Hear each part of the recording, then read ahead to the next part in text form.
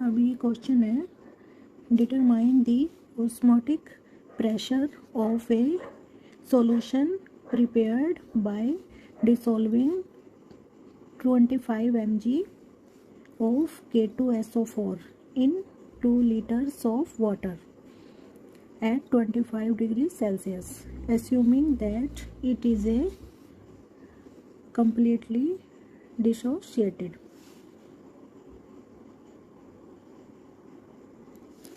तो पहले तो हम ये देखेंगे कि ये है क्या। के क्या है? के है पोटाशियम। पोटेशियम, ठीक है। और एस क्या है? सल्फर। और ओ ऑक्सीजन। ऑक्सीजन। साथ ही इनका एटॉमिक मास भी लिख लेते हैं, जो आगे इसमें यूज़ होने वाला है क्वेश्चन में। तो पोटाशियम का एटॉमिक मास क्या होता है? 39 U।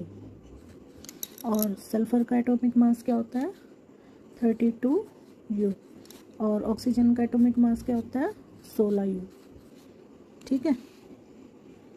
अब हमें इनके केमिकल्स नेम पता चल गए और इनका एटॉमिक मास पता चल गया। क्वेश्चन में वो कह रहे हैं कि डिटरमाइन करो osmotic pressure of A solution prepared. किससे बना है सॉल्यूशन? K2SO4 पोटाशियम सल्फाइड से जो सॉल्यूशन बना है, किसके साथ? 2 litre of water dissolving 25 milligram of potassium sulphate का 25 milligram part in 2 litre of water. 2 litre of water में, तो ये वाटर की वॉल्यूम दी हुई है 2 लीटर। और कितने टेम्परेचर पे हुआ है वो सॉल्यूशन? 25 डिग्री सेल्सियस पे। Assuming that it is a completely dissociated. तो पहले हम इसको अस्यूम करते हैं कि कम्प्लीटली डिसोसिएटेड है क्या। तो इसके लिए पहले फर्स्ट स्टेप हम लिखेंगे, when K2SO4 potassium sulphate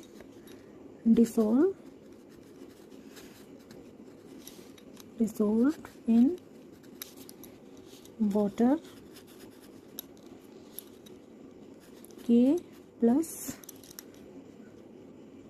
and SO2 minus, और यहाँ पे 4 आ जाएगा, आयोन्स प्रोड्यूस्ड।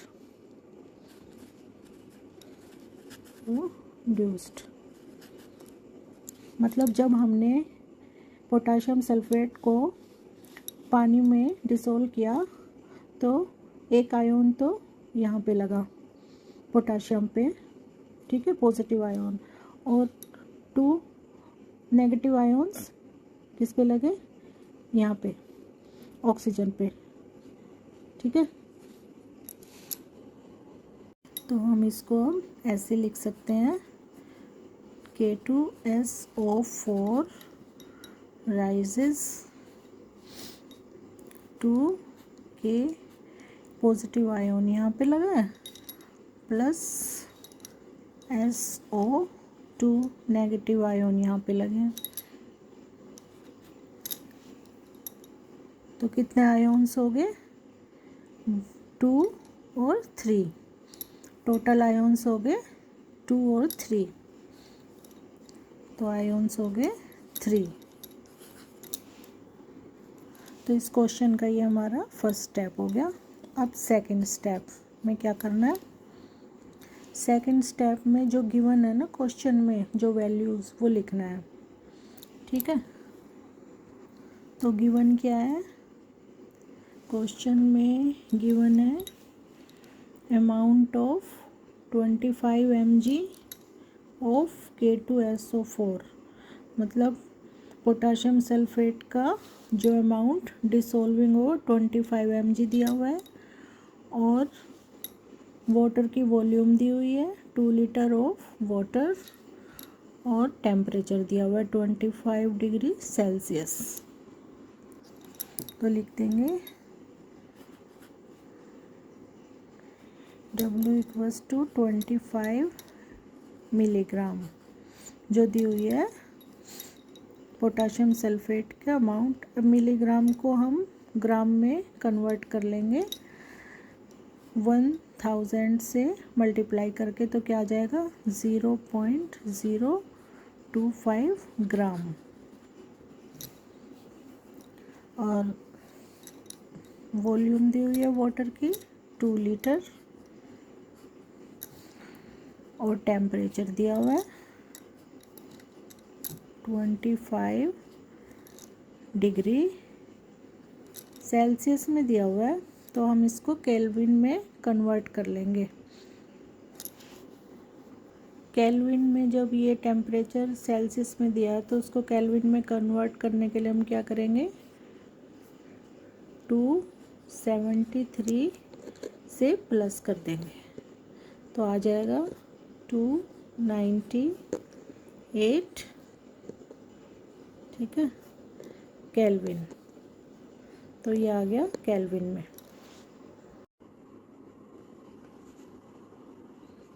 अब देखिए, अब हम क्या करेंगे, ये तो गिवन हो गया। अब हम क्या करेंगे, अप्लाइंग वेंट होप्स इक्वेशन। तो वेंट होप्स की हम इक्वेशन ये फॉर्मूला यूज़ करेंगे।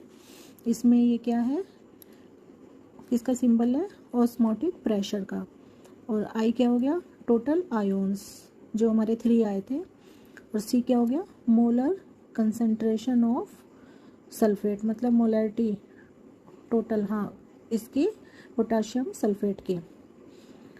आर क्या हो गया gas constant, universal gas constant. T क्या हो गया टेम्परेचर। तो चलिए वैल्यूज़ पुट करते हैं फॉर्मूले में और कैलकुलेट करते हैं। अब इस इक्वेशन को हम, वेंट ऑफ इक्वेशन को हम ऐसे यूज़ करेंगे।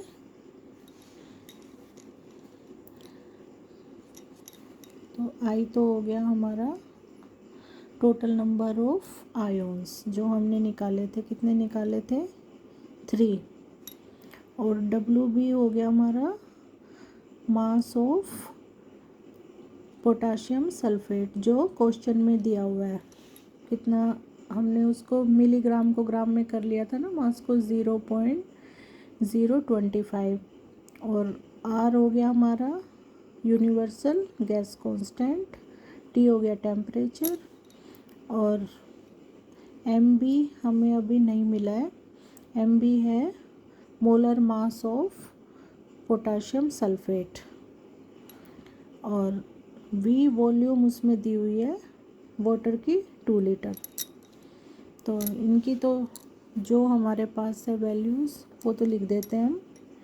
आई है 3 आयोन्स इंटू मोलर मास उसमें दिया हुआ है 0.025 जो क्वेश्चन में गिवन है, और इंटू यूनिवर्सल गैस कांस्टेंट होता है 0.0821, और टेम्परेचर हमारा कितना था 298 केल्विन, और नीचे क्या आ जाएगा। अब ये चीज़ हमें नहीं मिली अभी तक, इसको हम अभी फाइंड करेंगे, और यहाँ पे इनटू क्या है वॉल्यूम, वॉल्यूम भी दी हुई है 2 लीटर, वॉल्यूम तो है हमारे पास क्वेश्चन में 2 लीटर। तो ये molar mass of potassium sulphate, तो पोटाशियम सल्फेट का मोलर मास पहले फाइंड करते हैं हम, फिर हमें सारी वैल्यूज़ मिल जाएगी। 2SO4 का मोलर मास निकालने के लिए हम क्या करेंगे, पहले के का हमने स्टार्टिंग में लिखा था ना, इसका एटॉमिक मास क्या होता है पोटाशियम का, के क्या है पोटाशियम 29, और इसके साथ कितने एटम्स अटैच्ड हैं, कितने मोल्स अटैच्ड हैं 2, तो इसको मल्टीप्लाई कर देंगे 2 से, कितना आ गया 2 9 जा 18, 2 3 जा 6 और 7, अब एस का, सल्फ़र का एटॉमिक मास कितना था, ये तो के का, पोटाशियम का हो गया। सल्फ़र का कितना था 32, इसके साथ कोई एटम अटैच्ड नहीं है तो इसका 32 ही रहेगा। और ऑक्सीजन का क्या था 16, इसके साथ 4 एटम्स अटैच्ड हैं, 4 मोलिक्यूल्स, तो इसको 4 से मल्टीप्लाई कर देंगे। 4 6 जा 24, 4 1 जा 4, 5 6, ये आ गया। ठीक है, अब इसका टोटल मोलर मास जो हमें चाहिए वो क्या होगा, इन सबको प्लस कर देंगे। 78 प्लस 32 प्लस 64, तो इन सबको प्लस करके ये आ गया टोटल। तो अब हमें MBB मिल गया।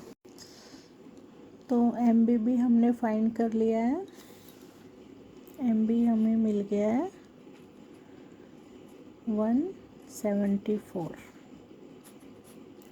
अब हम सारी वैल्यूज़ पुट करके इसको कैलकुलेट कर देते हैं। 3 इंटू 0.025 इंटू 0.0821 इंटू 298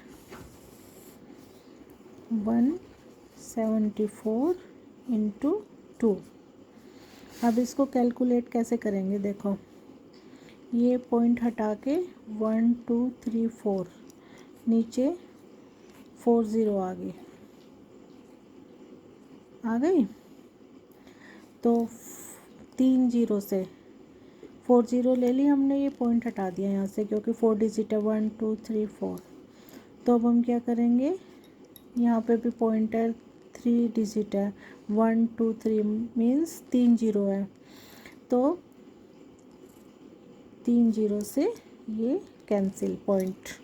ठीक है, और अब कोई पॉइंट नहीं रहा, अब 2 से इसको डिवाइड करेंगे, जितना हो सकता है उतना डिवाइड करेंगे। 2 1 जा 2, 2 4 जा 8, 2 9 जा 18, ये 3 से हो रहा है डिवाइड। 3 1 जा 3, 3 5 जा 15, 3 8 जा 24। तो अब इसको लिखते हैं, यहाँ क्या आ गया, यहाँ तो रह गया है 25 इंटू, इधर है 821, इधर है 149, और नीचे क्या रह गया है 58 इंटू 10।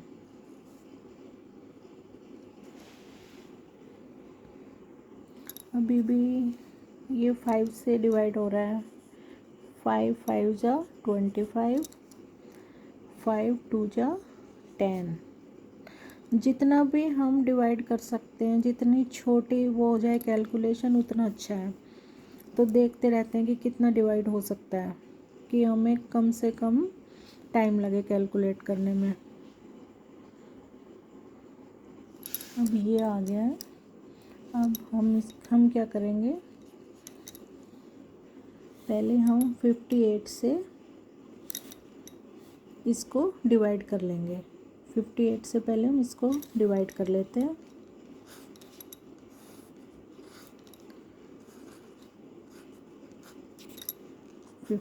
से तो इसमें क्या चलेगा, 1 जा, 82 में 1 जा चलेगा।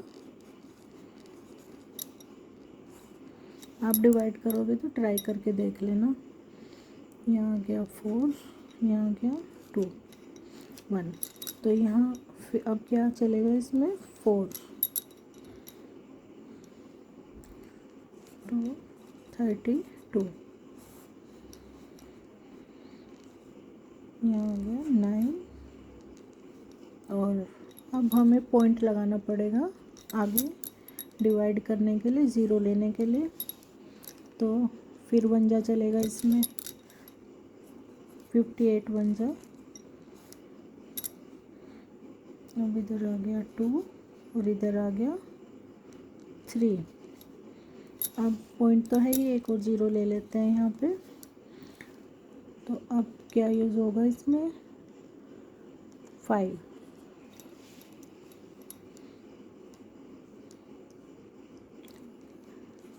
9 2।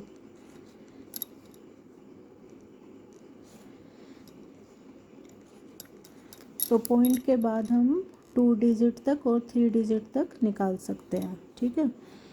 तो ये आ गया हमारा 14.15। तो अब क्या बच गया है, 5 × 14 15.15 इंटू 149 और 2। तो ये बच गया। अब ये, अब 2 से इसको भी डिवाइड कर देते हैं कि नीचे कुछ रहे ही ना। ये पॉइंट लगा हुआ है इसलिए हमें ज़ीरो मिल जाएगी, ये डिवाइड हो जाएगा इससे। 2 7 जा 14 और पॉइंट इधर है तो इधर ही आएगा 2, फिर ज़ीरो लगेगी क्योंकि हमने 1 उतारा है नीचे, तो एक डिजिट और लेनी पड़ेगी। डिवाइड करेंगे तो 2 7 जा 14, 2 5 जा 10, ये आ गया इसको डिवाइड करके। अब हम इन सब को मल्टीप्लाई कर देंगे, नीचे तो कुछ बचा ही नहीं। अब पहले हम क्या करेंगे, 5 से इसको मल्टीप्लाई कर लेंगे। 5 से इसको मल्टीप्लाई करके आ गया 35.375।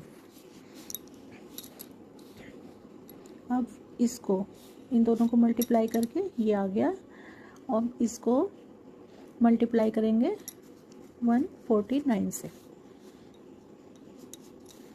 तो 149 से मल्टीप्लाई करके आ गया 5270.875। आप ध्यान से करना मल्टीप्लाई, और पॉइंट जहाँ भी होगा, जैसे पॉइंट इसमें यहाँ पे है 3 डिजिट से पहले है तो 3 डिजिट से पहले ही आएगा। बट हम इतना, ये आंसर आ गया हमारा, बट हम इसको इतना लंबा आंसर क्यों लिखें। हम क्या करेंगे, हम इसको लिखेंगे 5270 और पॉइंट को हम 3 डिजिट और पहले यहाँ ले आएंगे और क्या लिख देंगे, क्योंकि हमने 3 0